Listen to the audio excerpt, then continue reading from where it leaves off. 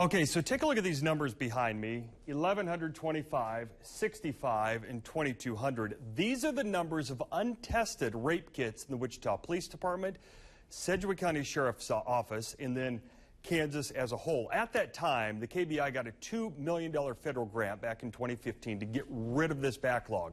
The KBI tells us it is almost done testing those kits.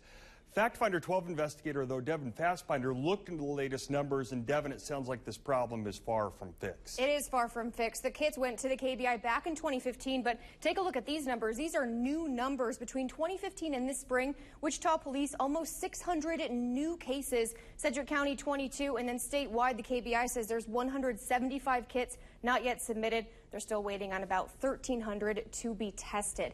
Now, I spoke with one woman who says that these numbers are unacceptable. She's the main person responsible for getting Congress to offer federal grants to eliminate rape kit backlogs.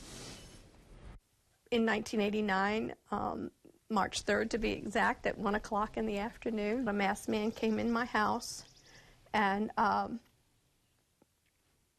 came up from behind me and told me that he would kill me if I screamed.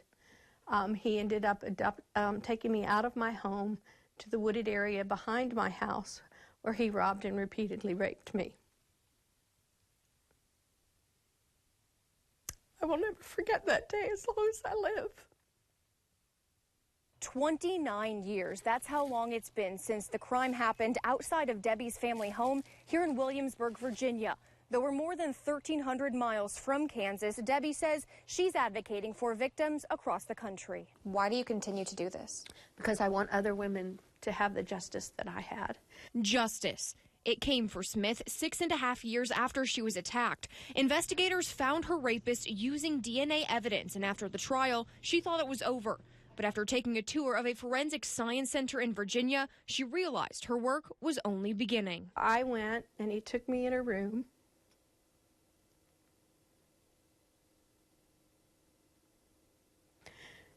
And from floor to ceiling, row after row, in this huge room, there were all of these boxes and bags and baskets. And I said, "What is all of this?" And he said, "These are rape kits, and they've never been tested." Smith convinced Congress to give hundreds of millions of dollars to states to clear these backlogs. 3 years ago, Kansas got $2 million. But today there are hundreds of new untested rape kits. And Sedgwick County District Attorney Mark Bennett says fixing that would take consistent funding. So people can call for it all we want. We can demand it all we want. But it won't happen if the KBI doesn't have the resources to do it. Bennett, Wichita Police, and the Sedgwick County Sheriff's Office say that does not mean these kits are ignored.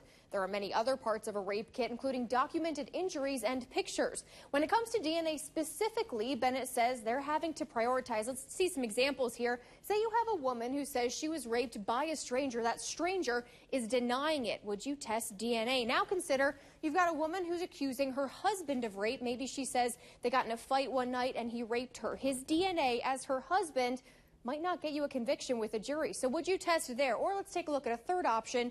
You have a woman who's accusing a man of rape who is a convicted felon. That means his DNA is already in the database. She does not want to press charges. When there's limited funding and resources, these are the decisions law enforcement has to make because the cases are still coming. We're still balancing our resources, so that plays a role in what we can and what we can't do.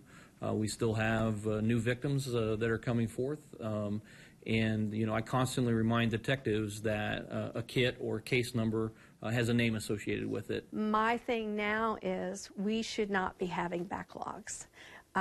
We should be catching up, and we should be doing this work. Bennett says that work has increased. The Forensic Science Center was operating from the mid-90s until last year with the same number of DNA analysts.